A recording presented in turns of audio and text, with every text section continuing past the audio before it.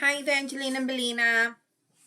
These videos I do make for my daughters as well as other children who need resources on how to cope with just feelings and everything that's happening since, they are not in my care right now. And I know that brings a lot of emotions like anger and sadness. And since I was a child therapist for many years, I worked as a teacher. I've been in education as well since I was 18 years old. My first job when I was 18 and I was still in high school was working at an after school daycare helping children with homework. And I went to college. I also worked at the UCSB Boys and Girls Club, where I was a one on one aide on a little boy with special needs. He was 7 and had severe epilepsy. He had the mentality of a 1 year old, and I was his aide for about a year. I also worked for Devil, California, as a teacher's assistant in a it was a residential facility for children with severe autism. And the children that I worked with, well, they were actually teens. They were anywhere from about 12 to 19 years old. And mind you, like towering me, okay? I mean, I had um at adolescents, teenagers with severe autism. And I worked as the teacher's assistant, helping them with writing and doing sort of just basic skills because they had the mentality of a 1 year old. I mean, all of these teens really just had the mentality of a 1 year old, and I helped them to try to write their name, to use their words with basic sign language. I would help wake them up in the morning at the residential facility. Okay, get ready. Let's go to school. Put your clothes on. Let's get ready. Um, I worked after that, I worked for a school named Brighton Schools as a also teacher's assistant for kindergarten, as a Spanish teacher for preschoolers, as a daycare teacher where I would shuttle kids to school from school. So I worked at the school, plus I worked in the after school program. I ran science club, dance club, all kinds of clubs. And then after Brighton schools, I received notice that I got into grad school, and we moved back from Northern California to Southern California.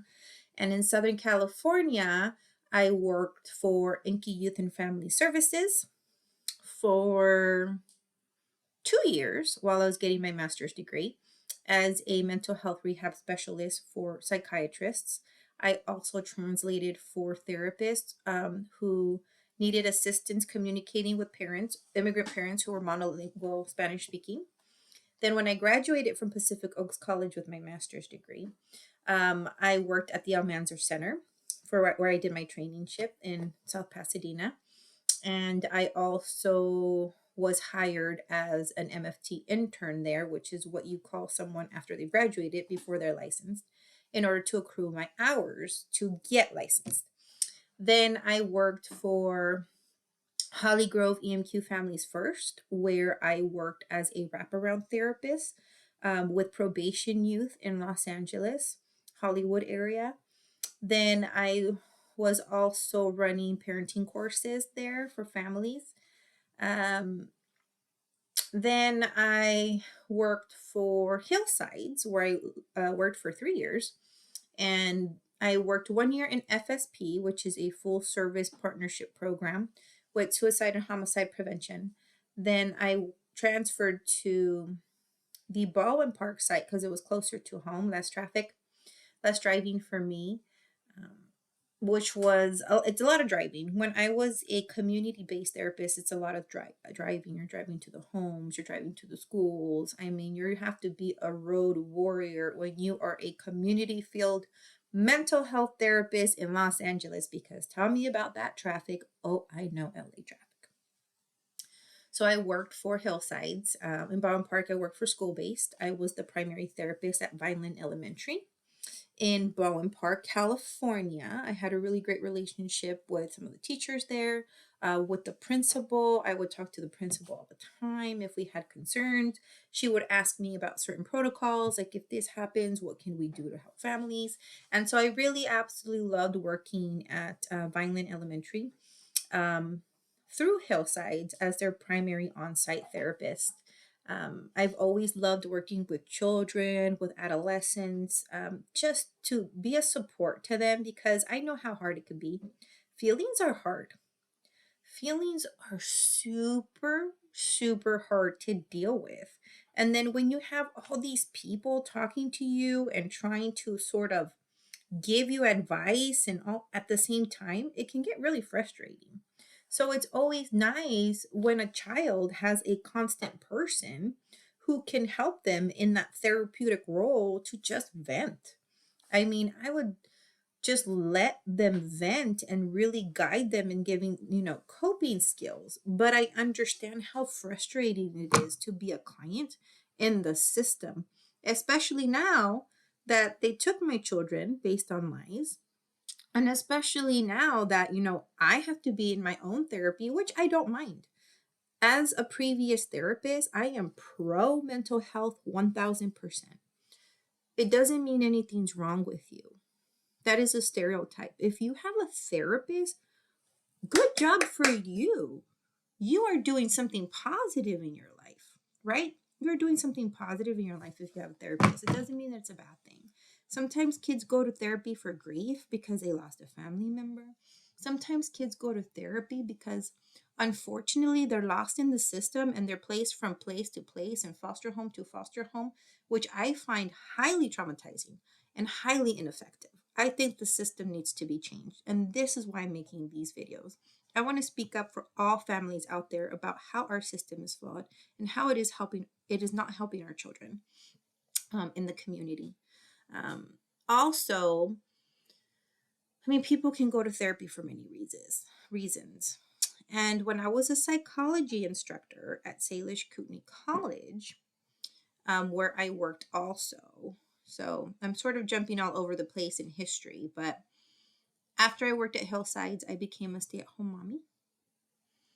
After I was a stay-at-home mommy, I worked for Disneyland Security for 1 year.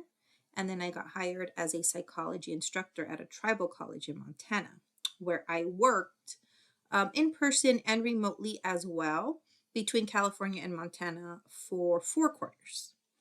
Then I stopped working because Belina got really, really, really sick during COVID time for 3 months. We were kind of in and out in the ER with her. And I focused on my daughter's health to make sure she was healthy and safe before I went back to work. Then I was a teacher in Florida for 6 months, but then they kept sending Belina home again. So I stopped working to take care of Belina again because she was always being sent home because of COVID. And then I ended up homeschooling. That's why I homeschooled Belina and Evangeline for 3 years because they kept getting sick at school and I kept getting the calls to go pick up my children. And it made it really hard for them to stay involved in their education. And it made it very hard for me to work at an office. So then I started working from home for La Rosa Law for 9 months. I also did some telehealth therapy in Florida in the interim while I was trying to see if they were going to accept, my registration out there. And I also worked for the news leader in Claremont, delivering newspapers and writing freelance articles, covering community events that happen, like Coffee with a Cop. And there was a dog, kind of like a dog walk that happened and a dog fashion show, which was super cute and hilarious. And my daughters were with me.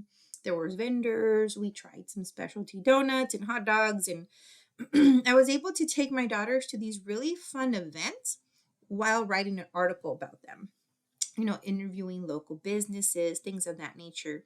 So that was really fun. But then I got sick with COVID for about 10 days with really high fevers for 10 days. And so I couldn't really be in public for about 10 days and I stopped doing that job. But if it wasn't for health reasons, I'd probably still be working as a psychology instructor. I would like to think anyway. But this is where we're at. My daughters are my life, my joy, my priority. I love education. I love reading books. I love resources. And I love children because, excuse me, they have such tender hearts And I understand that they just need someone who loves them and to support them, because I've worked in education since I was 18 years old, and I worked as a mental health therapist. And I think kids need love and support and understanding and not judgment. You shouldn't do this, you shouldn't do that. No. What do you like to do? Let's foster your strengths, let's foster your growth. And that's the problem with the system. It's like they're just trying to find the bad behaviors. What's this person doing wrong? Instead of what is this person doing right? If we change our mindset of what is this person doing right and how can we help them develop those skill sets, life would be great for everybody. But unfortunately, we live in a society of what's that person doing wrong? That was my biggest complaint. I learned a lot in working in education and in therapy as a therapist that we need to praise our children for the things that they're doing right. Now, as a mom, I need to correct my kids, be responsible, do your homework every day. But I give them a lot of high fives when they do a good job. High five. Ooh, high five. You did your homework. All right, you did this. Cool. Oh, you're a great dancer. You're doing great at this. You want to build their self-esteem, not knock them down. And that's the biggest problem that I'm seeing in the system. It's like this system wants to knock you down when you do something positive.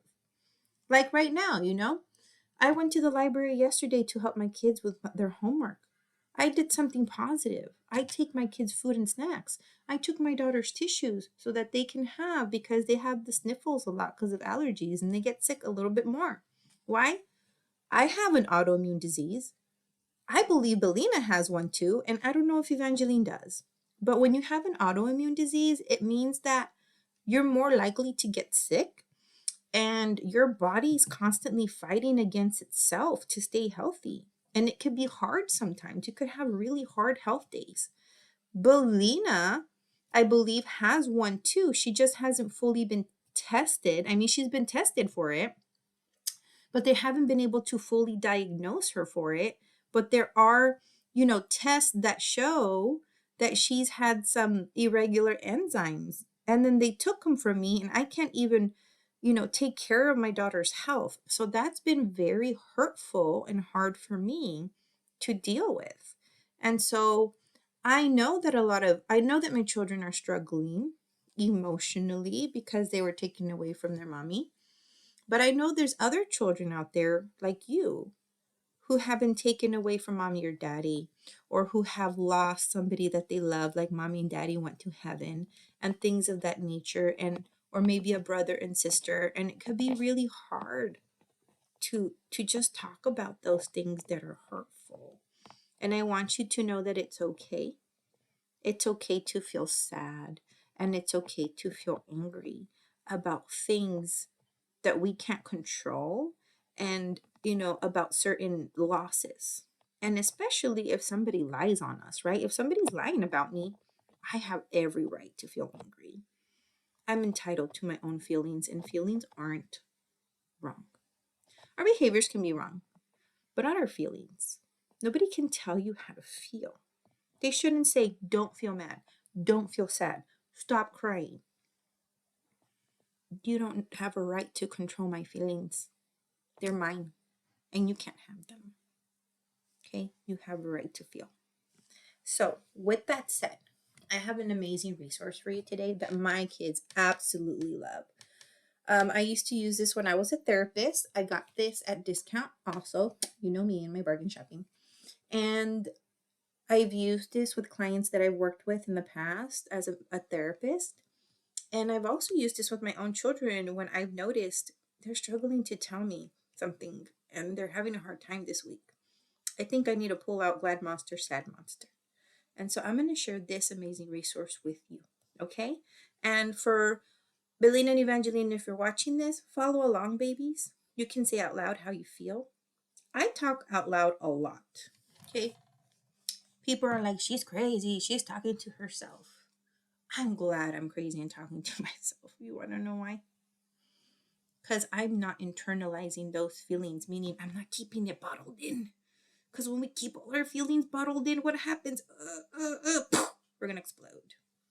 And when we explode, it could be a tantrum. It could be like an angry voice and yelling. It could be crying.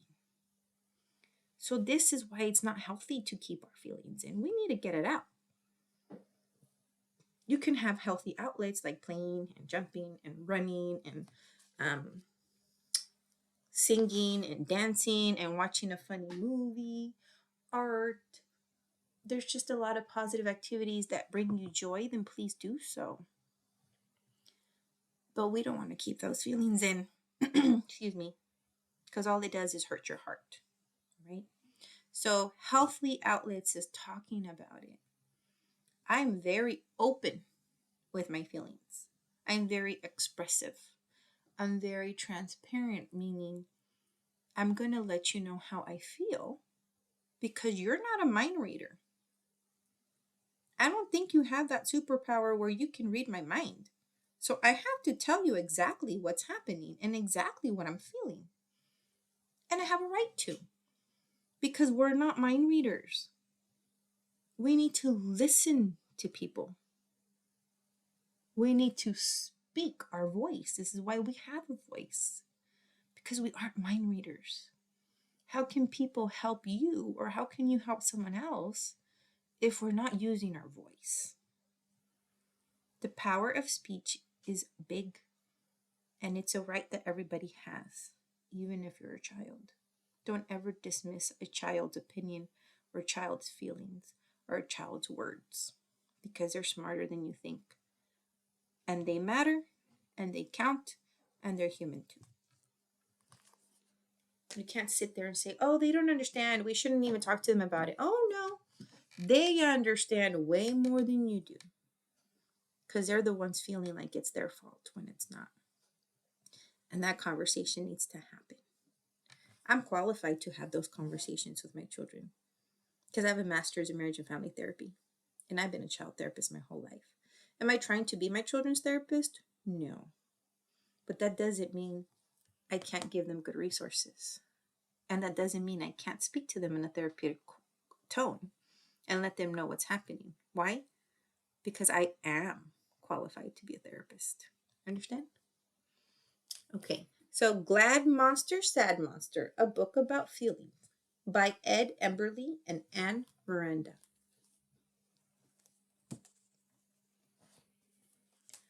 The yellow monster says, opening birthday presents, playing ball,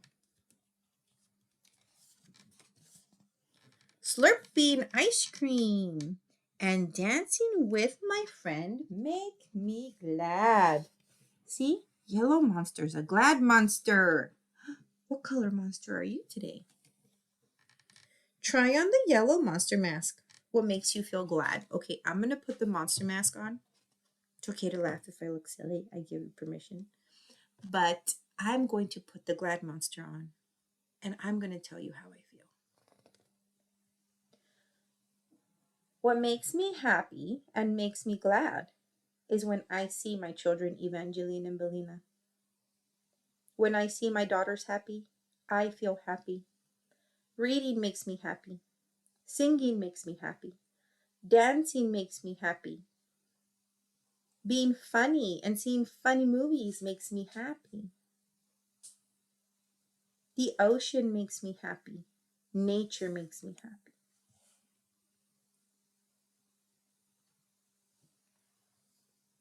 Can you say what makes you happy? Think about it first. And you can always do this with mommy or daddy later. You can say it out loud right now. What makes you happy? What makes you glad, monster? Yellow monster. And you can write it down too. You can go to Dollar Tree and get yourself a little notebook that looks super cute that you like. And you can write down your feelings. If it's hard to say them out loud, that's healthy too. Because like I always say, the journal doesn't judge and the journal doesn't talk back. You can say freely what you feel to a book. The blue monster says, waving goodbye, watching my snow monster melt.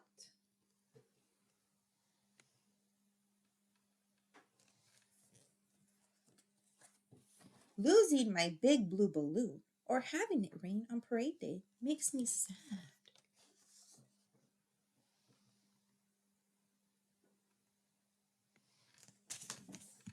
Pretend to be a sad blue monster. Have you ever been sad too?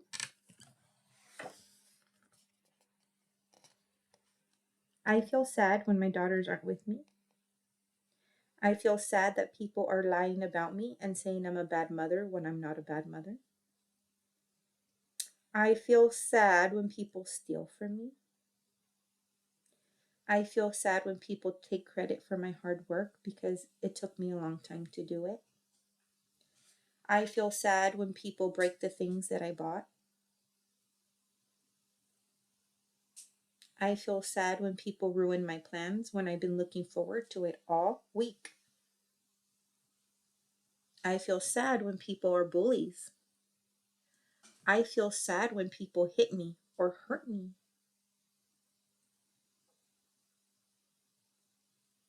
That makes me feel sad. What makes you feel sad? Take a minute to think about it. What makes you feel sad and what hurts your feelings? It's okay to feel sad when somebody hurts your feelings, and it's okay to feel sad about any situation you're going through. And if you can't say it out loud to a friend or a parent, a teacher or a therapist, you can write it down. Go ahead and take a minute to think about what makes you feel sad. And you can pause this video and you can write it down or you can talk about it. Okay? The pink monster says, making Valentines. Rockin' baby monster.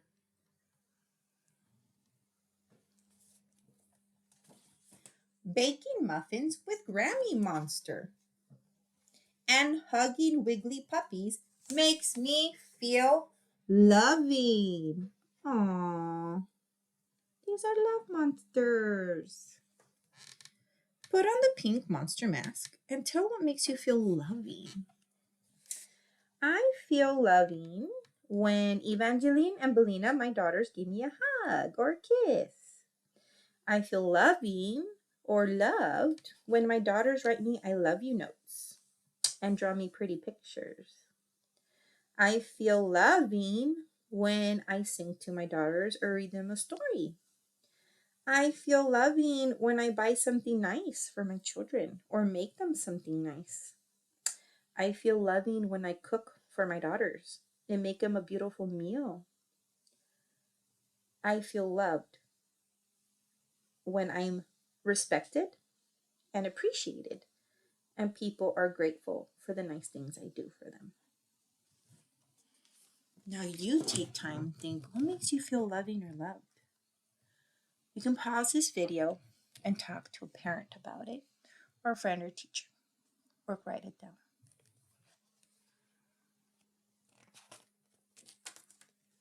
The orange monster says, listening to a terrible thunderstorm. Imagining what's hiding under my bed. Rumble, rumble, crash, boom. Seeing little creepy crawly things.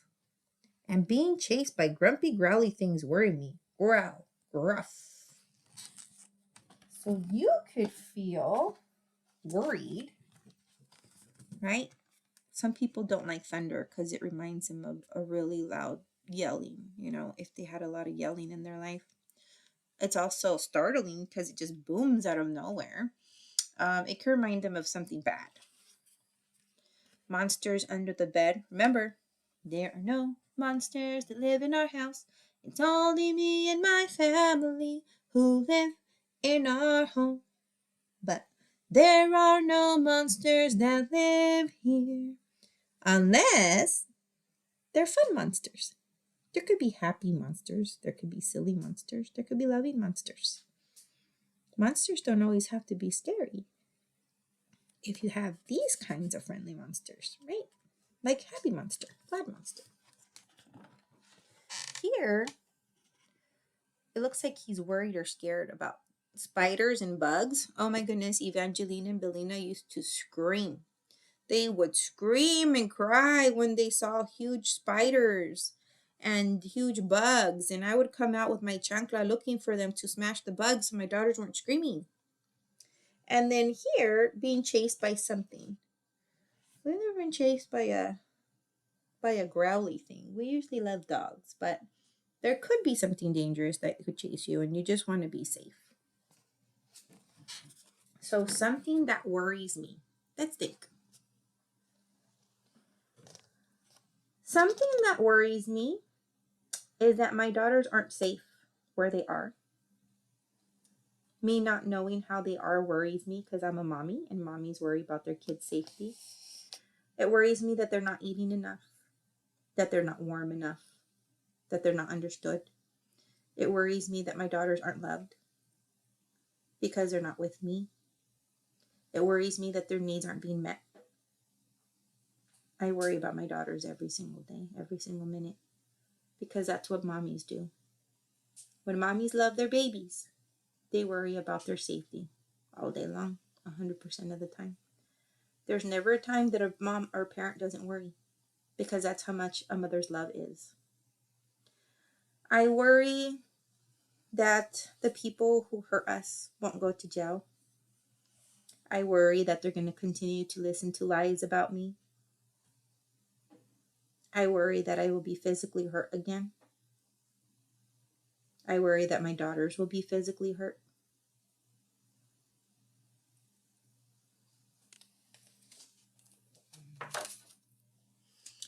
What worries you? Say it out loud, pause the video, or write it or tell somebody you love who understands you. The purple monster says, being upside down, la la la la, making funny faces. Wearing big monster's clothes, goink, goink, goink, and goinking around me make me feel silly. You see this? It says, pretend to be a purple monster. How silly can you be? I feel silly when I dance and sing. Sometimes I'm really theatrical or sarcastic. I feel silly when I tell silly jokes and make my daughters laugh.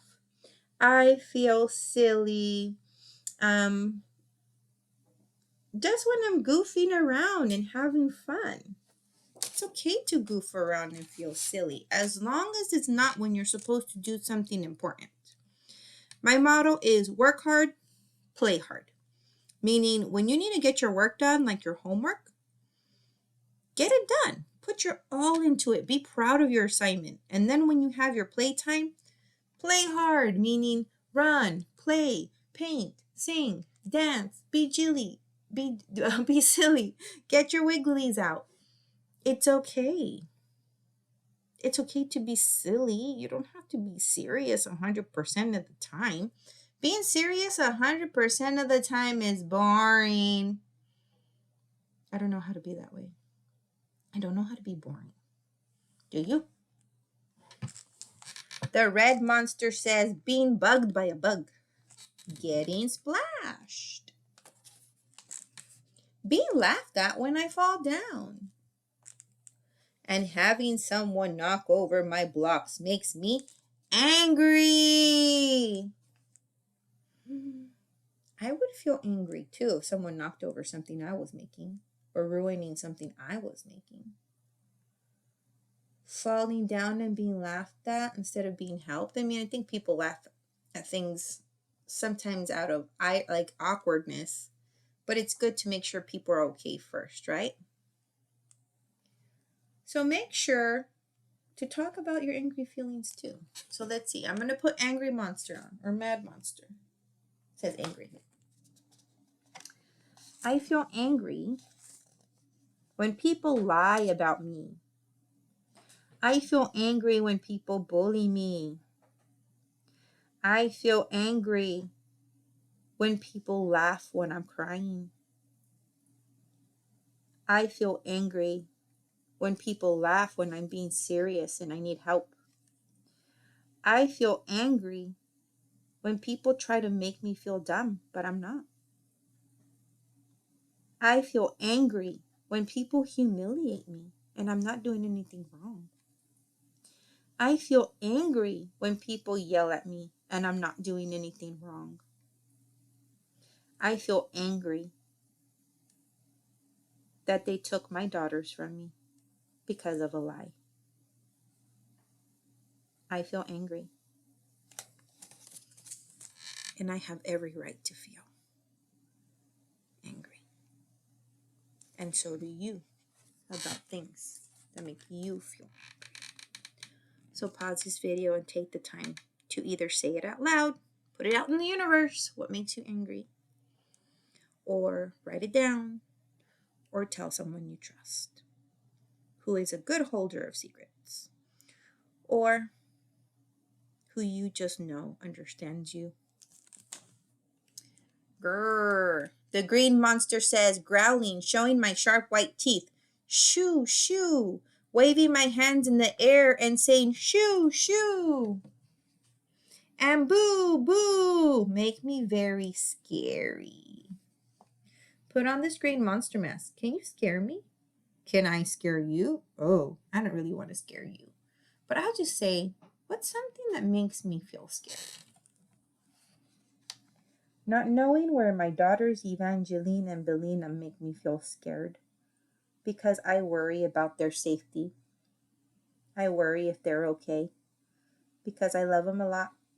And if they're not home, I don't know if they're safe. So that's scary for me, that my daughters will be hurt because they're not with me. What scares you? It's okay to feel. It's okay to have monster feelings. It's okay to talk about them or write about them. But you know what? It's okay not to talk about them if you're not ready. That's another thing. Some parents will chase their kids around. What's wrong? What's wrong? Tell me what's wrong. Come on, let's talk about it. What's wrong? And you're like, I am overwhelmed.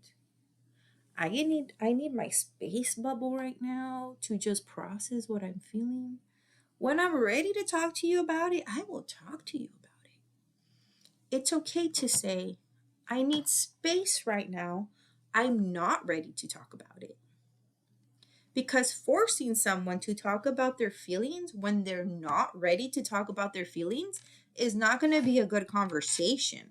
That's usually when people start yelling and they're angry and they're irritable because you're like, stop picking at me. I'm not ready to talk about it. Or maybe I don't want to talk to you about it. Have you ever thought of that? You're not my safety person. Maybe I don't want to talk to you about it because you are not my safety person. I don't trust you enough to talk to you about it. And I will talk about it when I'm ready to talk about it with someone that I trust enough to talk about it with. It's okay to say, I'm not ready to talk about it. I'll let you know when I am. Or I don't want to talk to you about it because you're not my safety person. I don't feel you understand me. That's okay too. It's wrong to try to force someone to talk about a feeling when they're not ready, when they're not understanding how to say it, because then it's going to come off all wrong. And that's usually when you have verbal explosions, right? I think, and for example, I'm going to give you an example. I'm that way. If I'm not ready to talk about it, you're not going to get me on a good day. If I'm not ready to talk about it, you're not going to like what I have to say. This is why I have my own personal space bubble and I'll take time to myself to process it, because if I'm not ready to talk about it, it's not going to come out in the best way possible. And my little daughter, Belina's the same way. When she's angry, she gets irritated and she's like, but you're not listening to me. You know, it's like one of those. So I say, whoa. Go take a break. You know, I have a little tent for my daughter. And if she just feels like she needs space bubble, she can go in her tent and play, and she can zip it up. And then, I kind of let her have her space for 10 minutes, and then I'll go and be like, are you ready to talk about it yet? And she says, no, I respect your space. But when Belina's ready to talk about it, she comes out into the living room and she gives me a big hug. And I just give her a big hug. And I say, all right, let's talk about it. And we talk about it. She usually needs 20 minutes to just chill before she's ready to talk about it. And when she is, she gives me a really big bear hug. And I hug her back because she needs a hug to be comforted. And then she talks to me about it. Evangeline doesn't always know how to say what she feels. So she might just sit down and start crying because she doesn't know how she feels, or she doesn't know how to explain it. So I noticed that what works for Evangeline is write about it. And then she's able to write me all the things that bothered her or how she felt in that moment. And then I'm able to read it.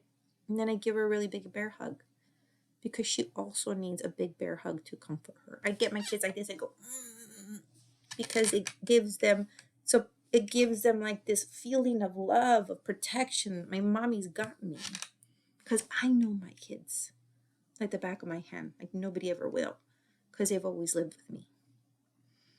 And I know what my kids need. And she needs a big compression hug like this. I just need, and she's almost as tall as me. So, I'm like trying to be like a bear hug mommy, but my daughter's almost as tall as I am. I'm not even that tall. But she's only 9. And I'm her mommy, and she still needs me. And I love her with all my heart. And I love Lena with all my heart. And so I noticed that it works better for her to write it. She writes it. She writes what she feels. And then we can talk about it. But most of the time, she just needs a really big hug. A hug or una caricia. I go like this to her. Una caricia means like a tender touch. So I go like this to her. That tender touch, just going like this, lets her know I'm there. Everybody's love language is different. Sometimes you need physical affection and a big hug. Sometimes you need a beautiful word like, you're so smart, you're so amazing, I'm so proud of you. Sometimes you just need a little gift like, hey, I brought you some cookies. I did that yesterday for my kids. I found a new cookie, a mint cookie. And they were like, this tastes like mint chocolate chip ice cream. It really does. I think it tastes like Andes. And I gave them some. I was like, guess what? I found a new cookie. Let's try it. Whenever I see something new I want to try, I wait to try it with my daughters because that's something we love to do together. We love to try new foods. And we just enjoy each other's company. And that's the biggest thing. It's my daughters and I love each other's company because we love the same things, and we love hanging out with each other, and we love tasting foods together and reading together and dancing together and being silly together. And that's what a safety person does for you. They let you be yourself. If you can be silly and happy and joyful and funny with someone, then you can really be yourself. If you can feel angry and sad and hurt and talk to someone, then you know that's your safety person, because you know that they're not going to share your information, kind of thing. And they're going to love you just the way you are. Now, I know I talked a little bit about Belina and Evangeline and what comforts them, but I'm using myself and my children as an example to teach. And obviously, I'm not telling you all their feelings or anything. That's their own. But I'm kind of telling you how I've helped them with feelings before. Okay? So I hope you're having a good day. If you're not, think of something that makes you happy. And go do that. Okay? Think about Yellow Monster. This is what makes me happy. Think of your happy thoughts. And I'm going to sing you a song about that really quickly because I love singing to my daughters. If you've ever seen the musical Sound of Music, Fräulein Maria is a governess, or like a babysitter, a living babysitter for children. And they're super scared of a thunderstorm. And in order to comfort them, she tells him to think of things that make you happy when you feel scared.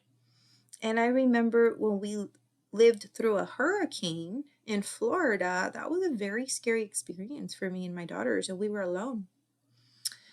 And we lived in our travel trailer, and so it really felt like we were on an airplane for 24 hours in turbulence. It just high winds, 60 miles per hour winds. And it was the three of us, and all I could do was pray that we were going to be okay. And thank God we were. But I taught them this song. When the dog bites, when the bee stings, when you're feeling sad, simply remember my favorite things, and then I won't feel so bad.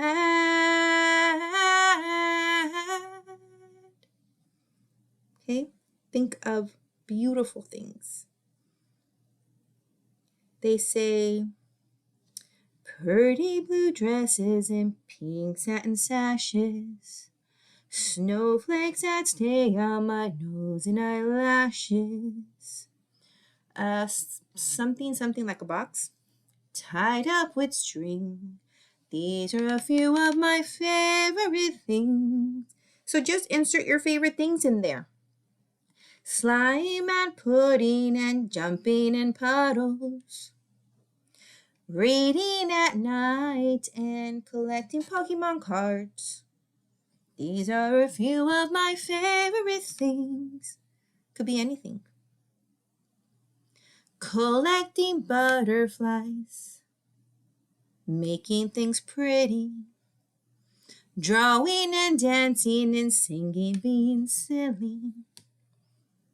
Go ahead and think of those thoughts. It'll make you feel better.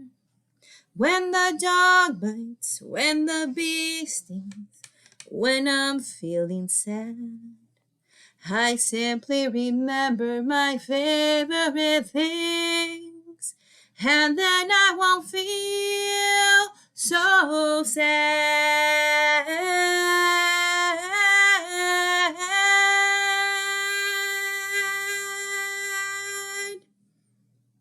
Have a happy day. Sing out your happy thoughts. Love you, Evangeline and Belina.